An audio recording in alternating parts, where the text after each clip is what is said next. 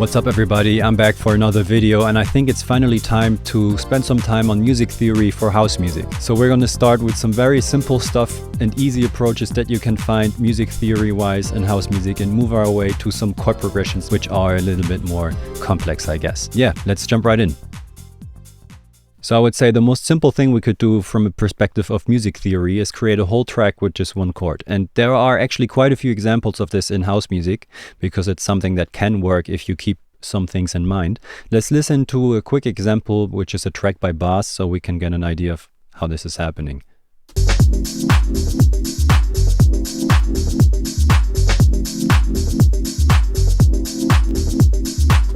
So if you like it or not, the whole track keeps going like this, and it's just playing one chord, which in this case is a D minor 9 chord. And because of how many notes you have in a minor 9 chord, it just works because it has this certain stability that doesn't ask for a lot of resolution or anything like that. And there are some other chords that also work for scenarios like this, but I found that this works quite nicely. If you're working with 7th chord, for example, a closer or the second inversion, like a closer voicing, also works. So if you have this C major 7, for example, but you invert it to something like that, that can also work quite well. And in general, in house music, you will work a lot with 7th chords, 9th chords, 11th, even 13th sometimes. And I would recommend looking into these kind of chords if you haven't already, because it's something that's really a cool basis for like funky, groovy house sounds. But there are a few more things that make this one chord track work, I would say. And first of all, it's the modulation that you have within the chord. So there's a lot of tremolo and some movement back and forth. So whenever the chord starts over, it technically sounds a little bit different because it's either a bit darker or a bit brighter. And also there's some tremolo in there that gets stronger towards the end. Let's give that a quick listen again. So there's this movement in there which makes the chord more interesting and special, which makes the track work in the end. But there's one more thing that I wanted to look at, and that's how you work with the level of the different notes in your chords. So if we, for example, here in the bass track, take a spectrum analyzer and look at a part where there's not that much going on, and I press hold, now we can actually see the chord or the frequencies of the notes in the chord. So we have our E on top, we have our C, we have our A, we have our F, and then our D on the bottom, which makes up the D minor 9 chord. So this is also a cool way if you have a track and you want to find out what chord is playing to use an analyzer like that. But what we can see here is that the fundamental note, or the D, is also the most quietest. So the lowest note is the quietest and the highest note, in this case the E, is the loudest. And this also really changes the character of the chord because it has this slope in there for the different notes. And this is also a cool way to create some, to make chords or give chords a specific vibe. And I've seen this pretty often, that you have a filter, or either you you use your velocities to create this this concept. But I've seen often that the quietest note was also the lowest note, and then you have the slope going in there. Which is pretty cool. But we obviously not always want to make tracks with just one chord. Let's move on to an example which I would say is the next level of complexity, which is still using just one chord, but pitching it up and down to kind of create a chord progression which isn't really a chord progression. But let's give a quick listen to one example, which is True Force by SE62.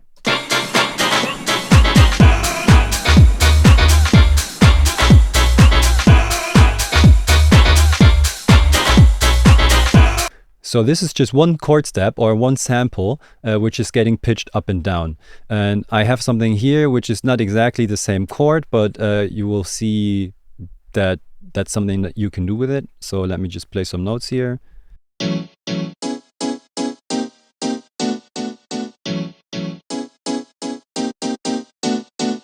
So you get the idea. It's not the exact same thing, but you can create millions of different progressions with having just like one step.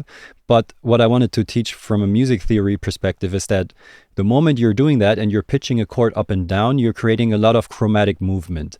That means you're hitting a lot of notes which are outside of like a normal key or something like this. You could create a progression like this where you're kind of almost hitting every key that you have on the piano.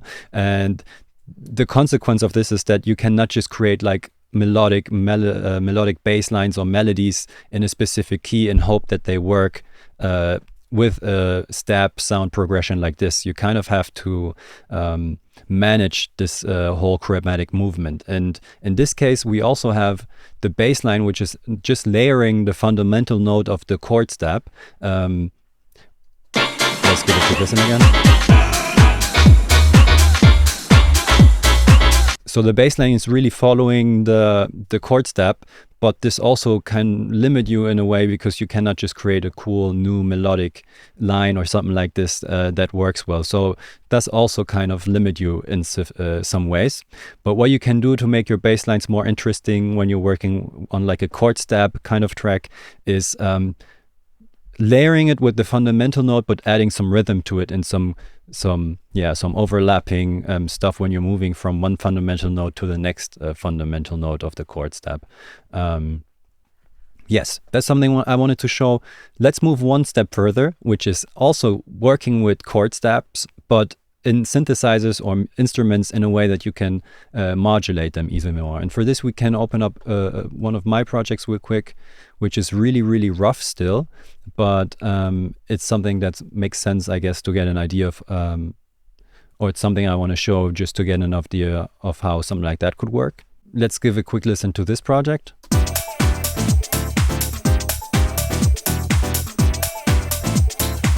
So in this case, I'm working with this Juno emulation, which is just playing a minor 9 chord also, which is getting triggered by this chord tool. So I can, wrong track. So it's getting triggered by this chord tool by in Ableton. So I can just play around and find like a melody, and I kept it very simple and just playing a D basically, an E. So going from a E minor 9 to a D minor 9, going to a F minor 9, back to a E minor 9. So very simple, but when you have a setup like this with a synthesizer, the cool thing you can do is modulate this chord and add some movement by changing some of these parameters here basically. So you can work with the envelope, modulation depth, you can work with the resonance frequency, and also change your normal ADSR envelope. This is going to sound not that great right now, but just to show you what I mean, let's play this back. So you can start like a darker, add more resonance, and then towards the end of a phrase you can add some release, for example.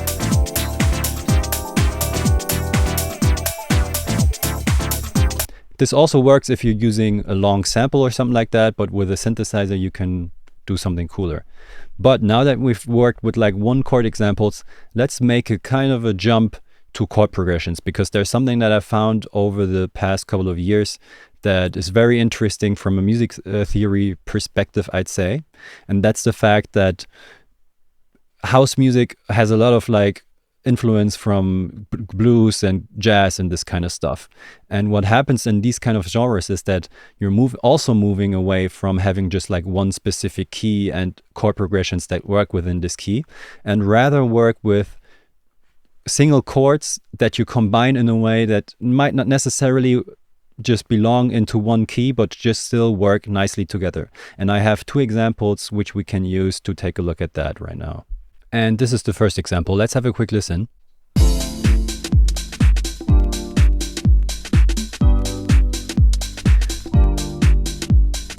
Obviously sounds pretty raw at this point, but there's something in there that I wanted to share and that I found out after analyzing a bunch of tracks. And that's the type of chord progression where you're moving from like a minor to a major chord, and then from a major back to a minor, for example. And you don't have to follow a specific key in this case. And what I also often saw is that in this case, you're moving from a minor 9 chord to a major 9 chord to a major 7 chord and then to a minor 7 chord. And this type of movement, you don't have, like, this specific example has a specific sound to it, but you can try around with like different major and minor 9 chords and different major and minor 7 chords and mix them up and just find an order that doesn't follow necessarily a specific key. Like in this case, you couldn't necessarily say that there is a key, although of course there is a specific music theory you could, or a real musician could say these chords have a specific relationship or level of dominance to each other.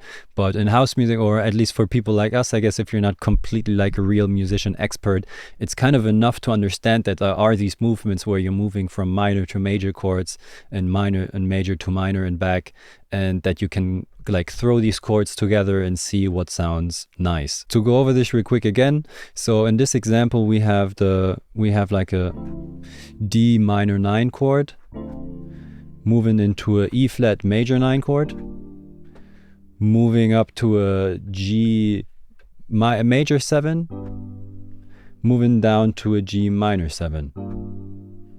And like this, I can play these chords kind of on my piano, but there's actually a cool tool that I use all the time because I cannot play the piano that well, and that tool is called Cthulhu. So this is kind of like the chord tool I showed you before, just that it's not always staying the same chord. You can actually program for each key a specific chord in there and then trigger it with your piano. So in this case, let me play this real quick, and I have to go down here for that. Moving up. So now I have it on my keyboard and triggering my mini up here, which is playing like a house organ. And now I can actually trigger these chords.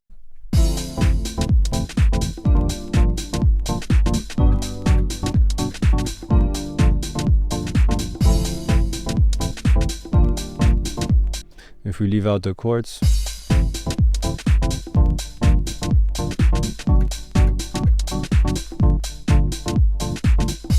So pretty cool tool that you can use if you cannot play the keys perfectly yet.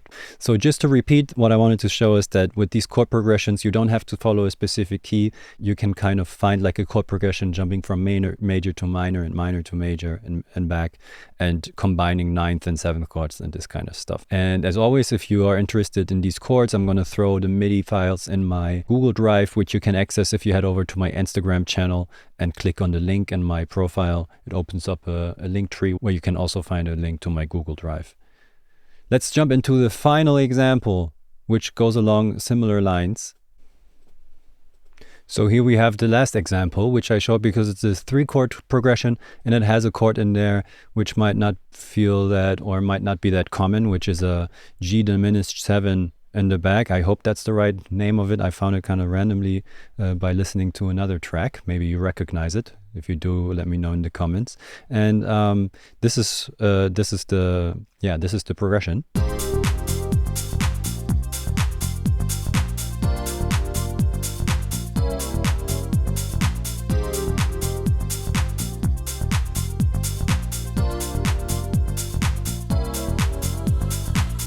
So once again, we're starting with a minor 9th chord, jumping into a minor 7 chord, a G minor 7 here, and then jumping into this G diminished 7.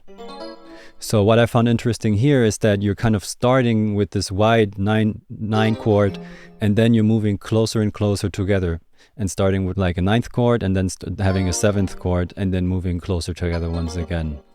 So you kind of have this movement coming in, which I also found kind of interesting. And yeah, once you have this progression in, you can actually also play with these chords or the notes that are in these chords to add like another chord layer. And here we have my Juno emulation again. And here we have some quick like spiky chords, which are basically the same chords. So here we have the F minor, we have an F minor 7, like the main keys are playing F minor 9. So we're just removing one key. And then we're moving also into the G minor 7. But kind of adding like a little preview here. Let me play this so you can hear it. That makes more sense.